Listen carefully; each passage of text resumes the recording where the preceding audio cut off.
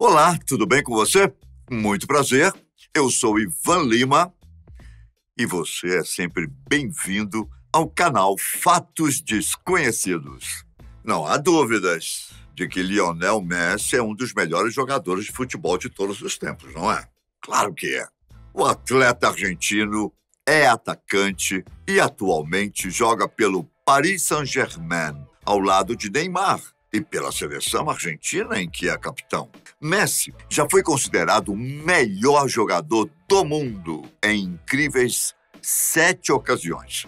Façanha que é o maior recorde do futebol. Ninguém na história dessa modalidade de esporte conseguiu ser o melhor do mundo tantas vezes quanto Messi. Muita gente considera o melhor jogador de todos os tempos por vários motivos. Seja por sua qualidade técnica, jogadas, velocidade, habilidade na perna esquerda, trabalho em equipe e o talento de empurrar a bola para o fundo das redes. Mas também existem as pessoas que dizem que Messi só é um excelente jogador pelo fato dele ser autista. Essa história circula na internet há muito tempo.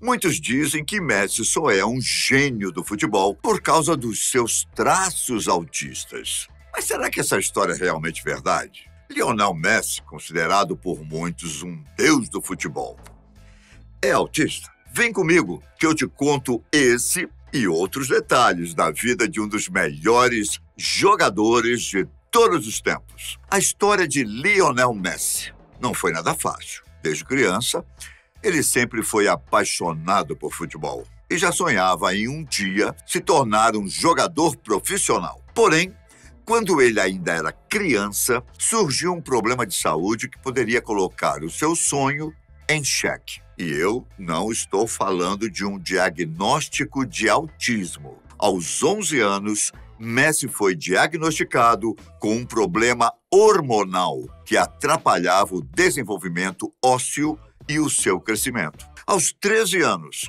Messi era quase considerado um anão por causa da sua baixa estatura. Para tentar resolver o problema, era necessário fazer um tratamento de longos 42 meses, que consistia em injeções com um hormônio do crescimento. O problema é que o tratamento era extremamente caro, custando aproximadamente 1.000 euros por mês, cerca de 4 vezes mais do que sua família tinha de renda mensal. Durante os primeiros 18 meses, o tratamento foi pago pela instituição em que o pai de Messi trabalhava. O problema de Messi era raro e podia ser encontrado em 1 a cada 20.000 nascimentos. As injeções eram diárias, feitas por ele mesmo, hábito que durou 4 anos. Segundo o médico que cuidou de Messi por um bom tempo, quando criança, ele teve que levar pelo menos 2.000 agulhadas na perna.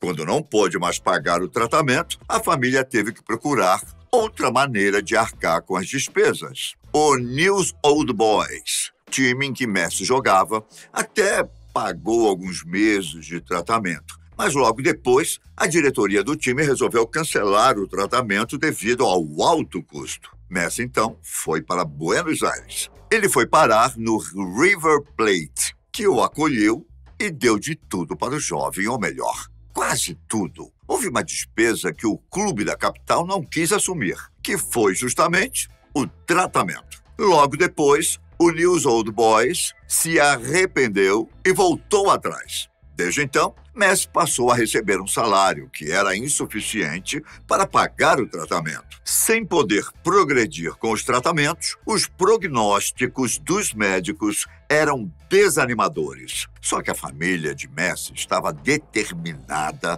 a realizar o sonho do filho, de se tornar jogador de futebol. Ao fazer contato com uma tia de Lionel, emigrada da Catalunha, eles fizeram uma viagem para a Espanha. Ele fez um teste no Barcelona e deixou muitas pessoas maravilhadas com tanto talento. Na época, o diretor de futebol do Barcelona hesitava em contratar Messi, até ver todo o talento do jovem argentino. Um dia, logo depois de um jogo amistoso de tênis em Barcelona, o diretor de futebol do Barcelona assinou rapidamente uma espécie de contrato feito em um guardanapo para garantir ao pai de Messi que o clube assinaria um contrato com o jogador.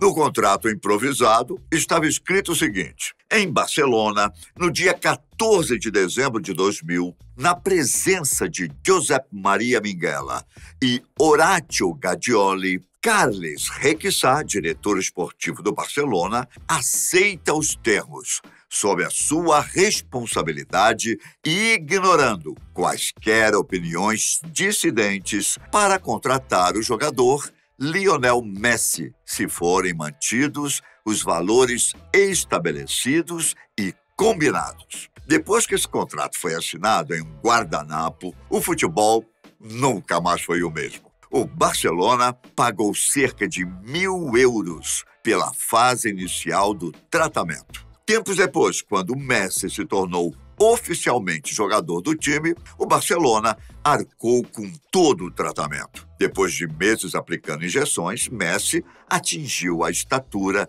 de 1,69 m, atual altura do jogador. A história de Messi no Barcelona você conhece muito bem. Como eu disse anteriormente, ele foi considerado o melhor do mundo 7 vezes. Foram inúmeros títulos, gols, recordes e momentos felizes no clube que pagou o tratamento e o ajudou a se tornar um dos melhores de todos os tempos.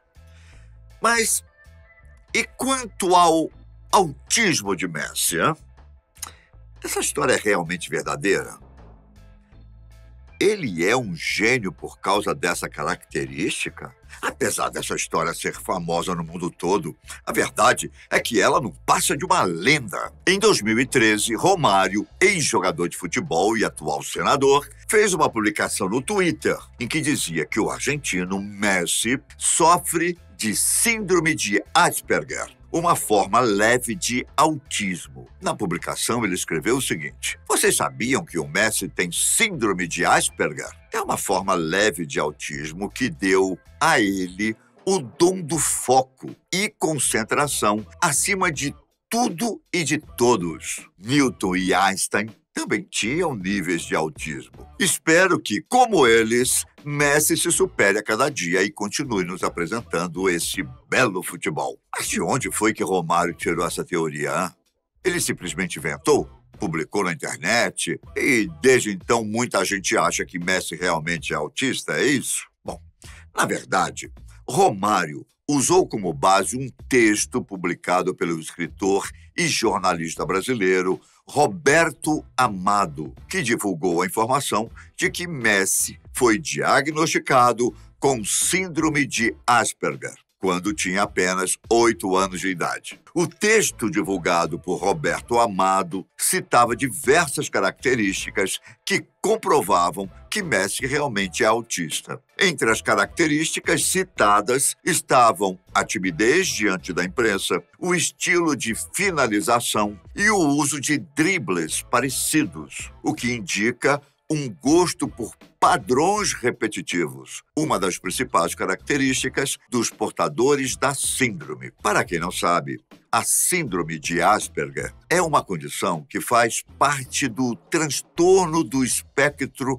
autista, sendo considerada um tipo de autismo mais brando. Os transtornos do espectro são distúrbios que afetam o desenvolvimento neurológico e são caracterizados principalmente pela dificuldade de comunicação e de interação social, além de padrões de comportamentos repetitivos e restritivos. No geral, até 70% dos autistas possuem graus diferentes de deficiência intelectual. Mas os portadores de Asperger são casos diferentes, pois eles são caracterizados pela capacidade intelectual normal ou acima da média e por não apresentarem dificuldades de fala. O texto publicado por Roberto Amado fazia todo sentido e ainda tinha declarações de entidades de portadores de Asperger e de pais de crianças que têm a condição.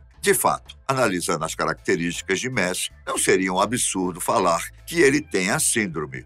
Porém, essa informação nunca foi confirmada. Na verdade, A família do atleta já revelou que ele nunca foi diagnosticado com a síndrome de Asperger. E até mesmo o médico que ajudou a tratar a deficiência hormonal do atleta durante a infância disse que essa história não passa de uma lenda urbana. Além disso, em todas as biografias de Messi já lançadas até hoje, nenhuma delas citou o possível caso de Asperger do atleta. Bom, de acordo com os fatos, ele realmente não sofre de tal condição. No entanto, isso não quer dizer que não existem teorias sobre o assunto. Uma delas, talvez a mais famosa, diz que Messi é sim autista e que, por algum motivo, ele resolveu esconder essa característica do resto do mundo por não saber lidar muito bem com a condição. E foi assim que surgiu a lenda de que Lionel Messi é autista. Mas, independentemente se ele foi diagnosticado ou não com a condição, isso não faz diferença. O importante é que ele é um dos melhores jogadores de todos os tempos e ser ou não autista não vai mudar a forma como vemos o atleta e muito menos o que ele é. Eu fico por aqui, mas nos vemos em breve no canal da Fatos Desconhecidos. Fiquem com Deus. Um grande abraço. Tchau!